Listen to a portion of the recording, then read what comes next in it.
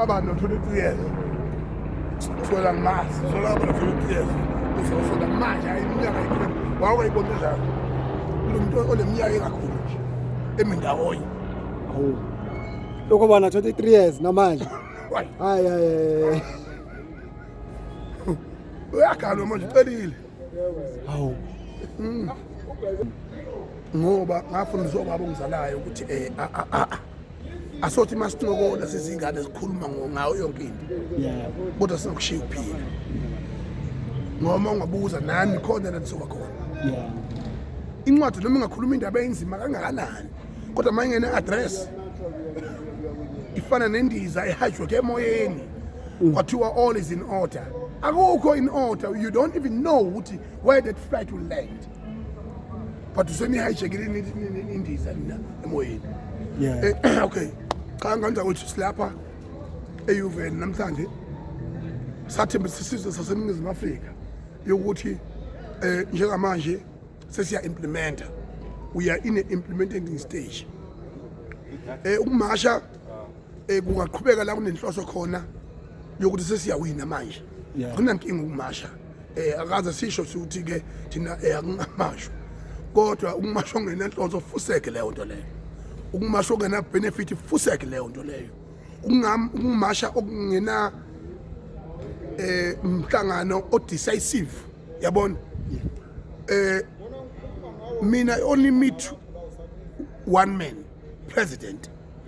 President meeting another president, and then we lay down the solution.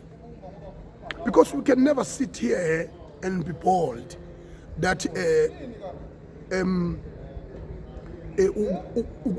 ukuklina kwethu izwe njengoba siklina ngayo umonakalo wa 30 years does not affect the economy. It does affect the economy. Yeah. It's a responsibility of the government to make sure ukuthi usilalela kwakhe kuba nemphumela. Ngilapha ke Hebrew mina uzokwenza isiqiniseko la eUVN namhlanje ngomhla ka5 ukuzo fulfill the promise eyenziwa iHebrew kanye neUVN yokuthi ngomhla ka5 we will engage on a postmortem about the meeting of these two stations with the provincial commissioner and the Panyaza Lusofi, so that how do we implement and unfold uklina amadolobha iHebrew kanye neUVN. Ngoba ikakhulukazi into elethina ama-drugs naseyithinta ama-hijack buildings. If their strategy is not implemented correctly, iyona ezo-affect the whole nation. Mangangibuza, everyone know hijacked buildings. Government, no more you are not in government, but you know hijacked buildings. And they are not being targeted. And everyone knows where drugs are.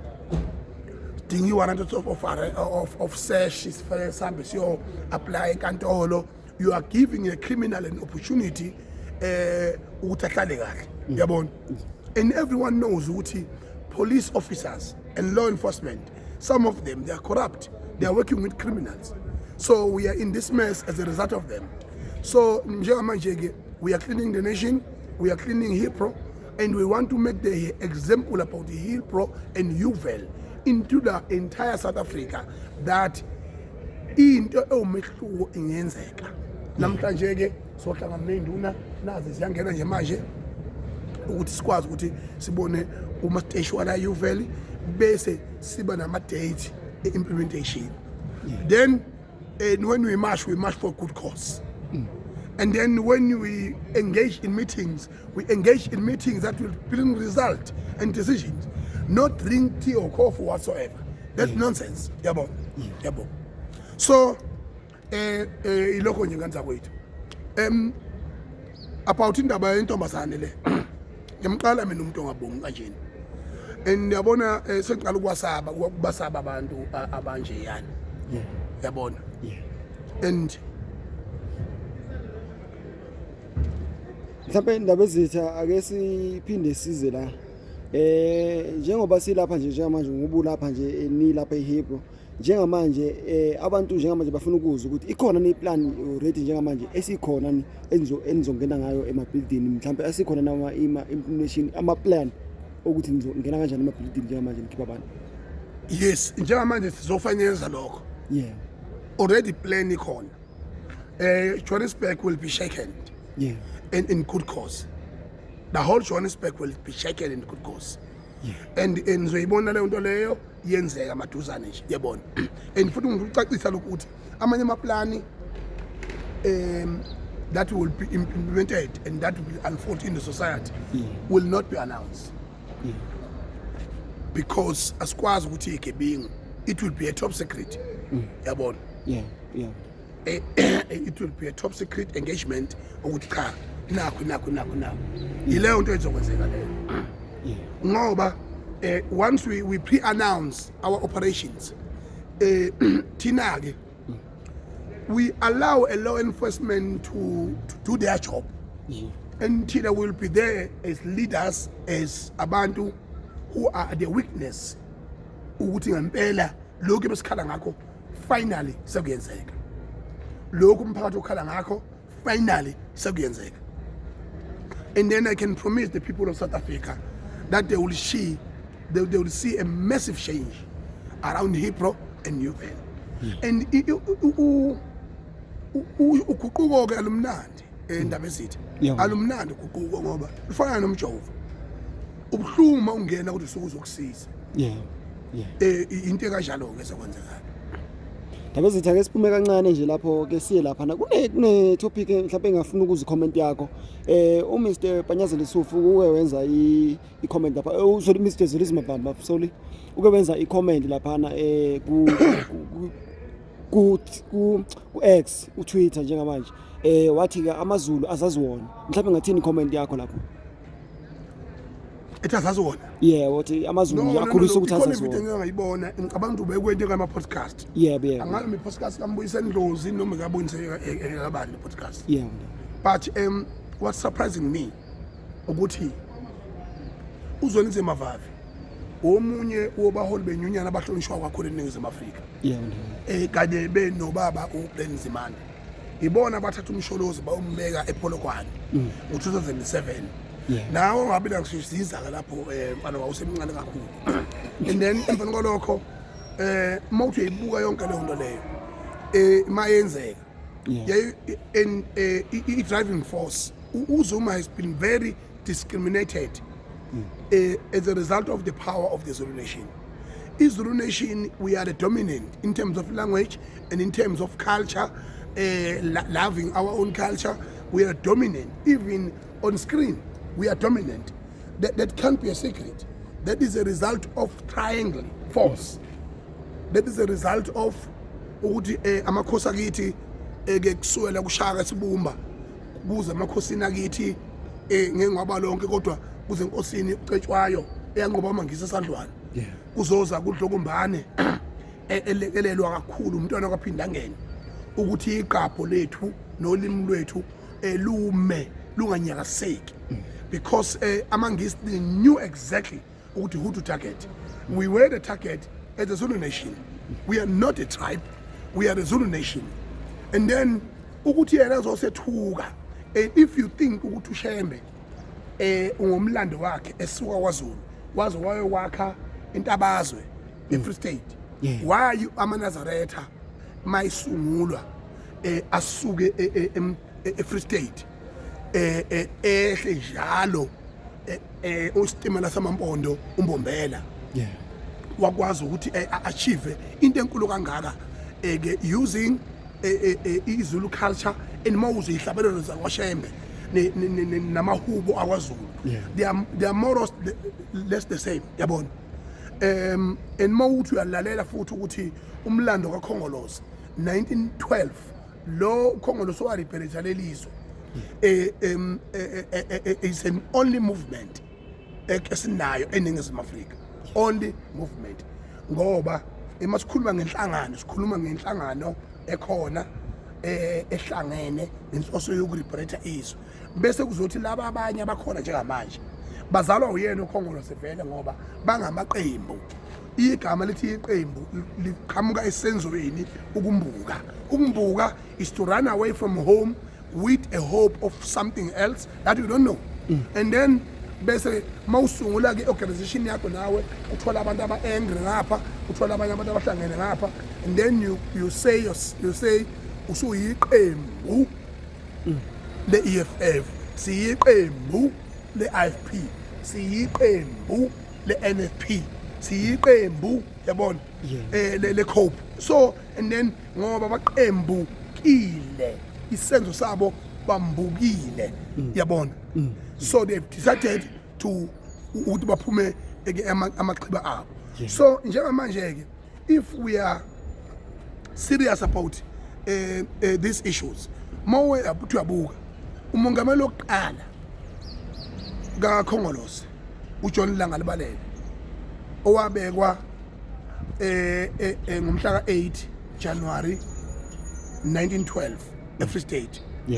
Wayumzulu uphinde wasungula ilanga lumzulu, waphinde futhi uShembe wahlangana neSilo uDinuzulu yabona uMamonga wosutha kabulali uyasizile. So that combo and that combination, it shows that they know where the power is. Or Dr. Seme from the Zulu Nation, or Baba Ultuli from the Zulu Nation, even Nelson Mandela eqala nga ukuvota 1994 wafika wayomaphewe ekhanda lethuna lika John Langa Libalele Dube as the first president of the African National Congress. What he, dear Mr. President, I am standing here before you to tell you that today South Africa is free. Wayengavoteli ngani una Eastern Cape, wayengavoteli ngani eNew Buildings, wayengavoteli ngani eCape Town, wayengavoteli ngani eHowick lapha aboshela khona, to prove that element of freedom in this country.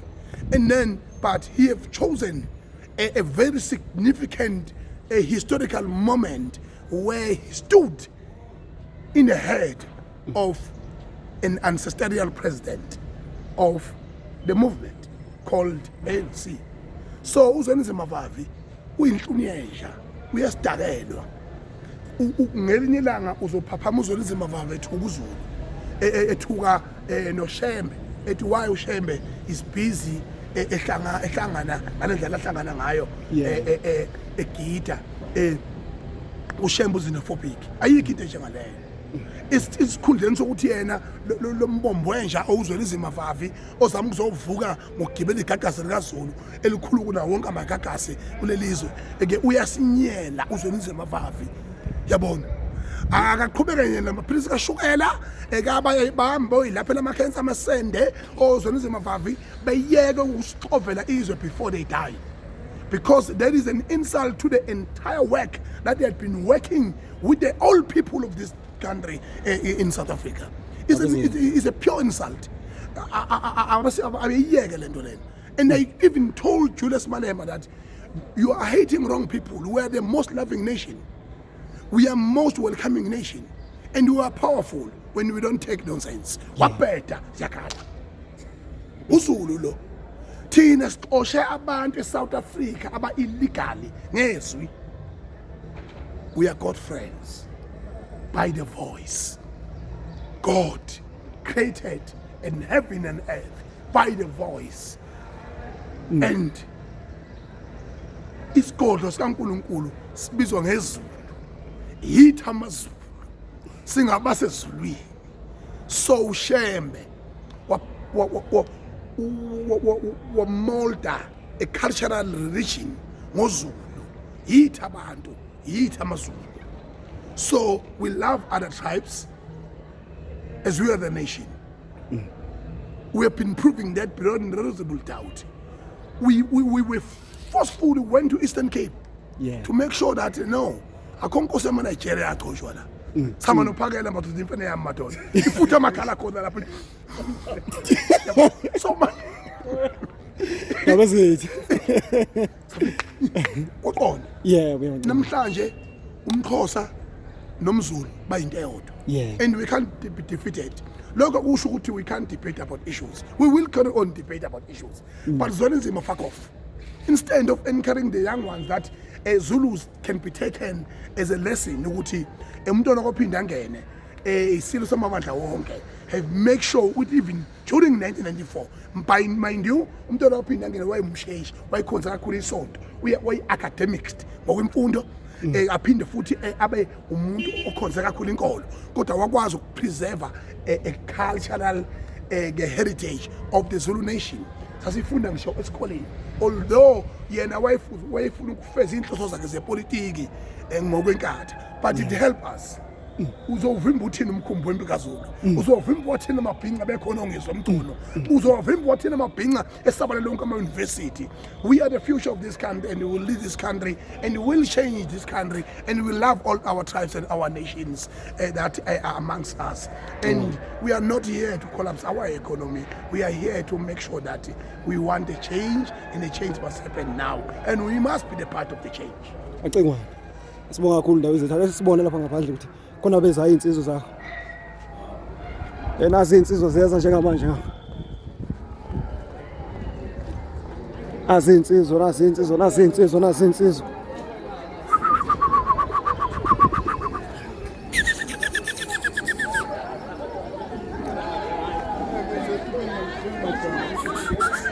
Nazi insizwe.